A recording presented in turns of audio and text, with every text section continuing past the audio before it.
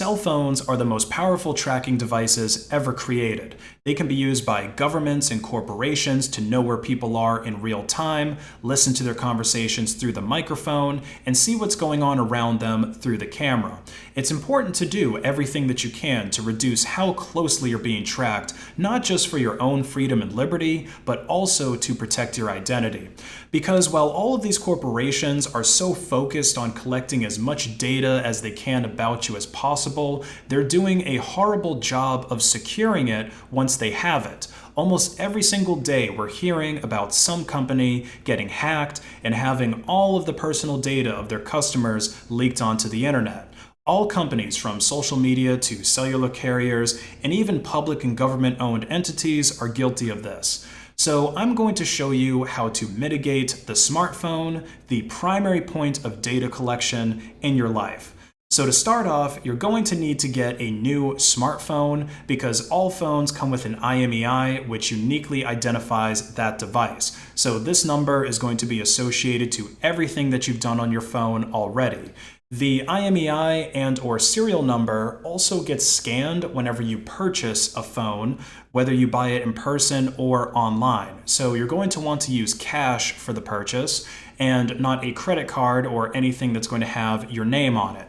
This should also go without saying, but don't finance your phone through a carrier because that's going to require you to give them your name, address, and financial details to open a line of credit with them. So if you want to get a brand new phone, buy it unlocked from the manufacturer with cash. Another option that I really recommend is to get a used phone from someone else, which can save you a whole lot of money and it also reduces e-waste. Try to find someone, ideally a town or two over, on Craigslist to buy the phone from them with cash. I wouldn't really recommend buying it from somebody close to you, like a friend or relative, because that's going to be pretty easy to trace back to you. Now, as for the type of phone to purchase, ideally you're going to want an Android phone that you can root and de-Google because we want to mitigate big tech tracking us as well as government tracking us.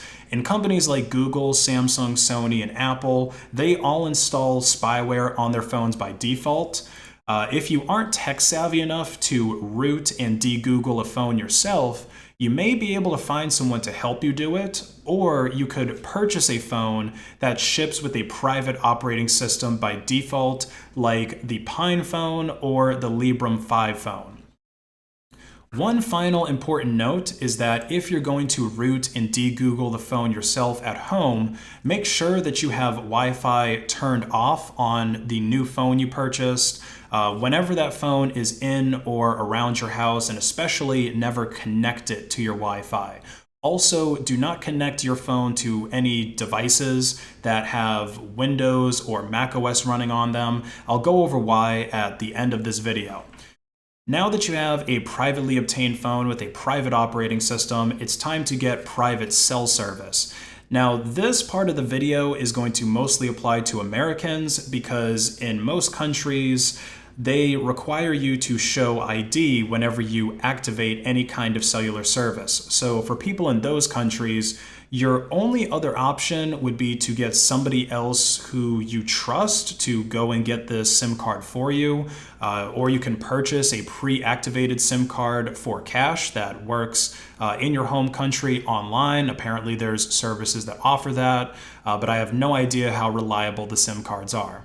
But here in America, you're not required to give an ID to get cell phone service. You don't need to give an address for the service, and you don't need to use your real name, and you can pay in cash for the service. I would also recommend, if you're going to do it this way, to add a few months of credit to your account in cash, because the only way to continuously pay this is to go to the cell phone store and pay in cash. So that'll save you a couple of trips. Another option, if you don't need to use a whole lot of data, is to just get prepaid phones. So with these, you're not paying month to month like you would with standard cell phone service. You're just paying for a certain amount of data. Usually, if you stay under 4 or 6 gigabytes or so, this ends up being cheaper than paying month to month for an unlimited plan. Now that you have a private phone and SIM card, don't put the SIM in the phone just yet. You're going to want to make sure you activate that in a secure way. You've already put so much effort into keeping personal information away from this device, so you don't want to ruin it by activating it near your house or activating it when your other cell phone is in your pocket, because if a new phone comes online at your home address, or if it comes online right on top of this phone that's already identified as yours, then the cellular company is going to assume that new phone is yours also. I recommend activating the new phone somewhere that has a lot of people, like in a fairly public place, but that doesn't also have too many security cameras. So public park or beach would probably be ideal, and leave your old phone at home when you go to that place to activate it. So congratulations, you now know how to get a private smartphone and cellular service. So now let's go over some operational security tips to keep things that way. You don't want to associate this phone with any of your personal information. You don't want to log into any emails or accounts that you have created previously. Instead, you want to be creating new ones from this phone. This should also go without saying, but don't go taking selfies and posting to social media from this phone. That's going to ruin your OPSEC.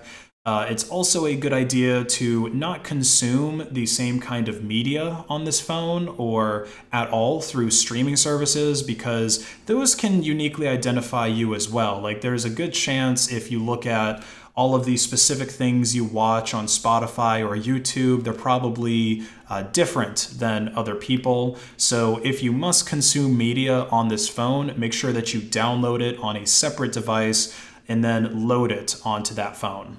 You should also avoid any applications and services that will try to track you. So don't use anything made by Amazon, Google, Facebook, Microsoft, and so on. If you de-Googled your phone, you shouldn't have the Google Play Store on it anyway. So if you just stick to apps that you can get in the F-Droid store, you should be relatively safe.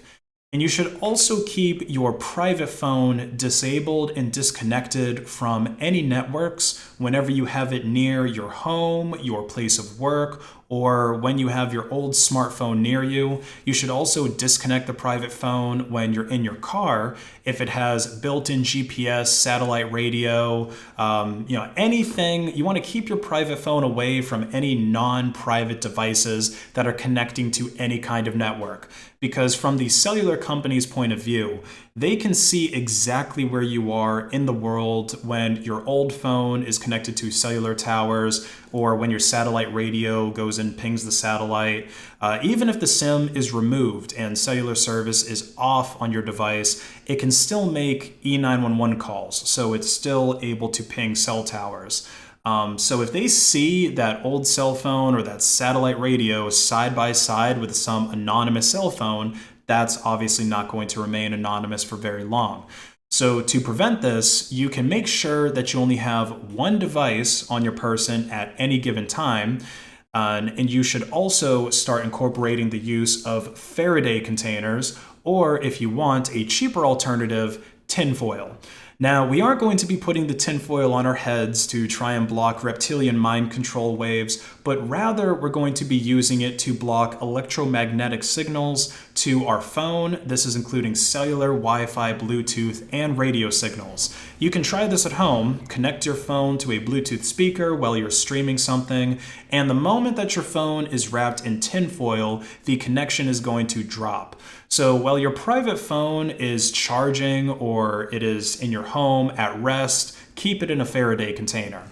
Last, we'll talk about connecting your phone to other devices. So this usually tends to be necessary in order to root your phone.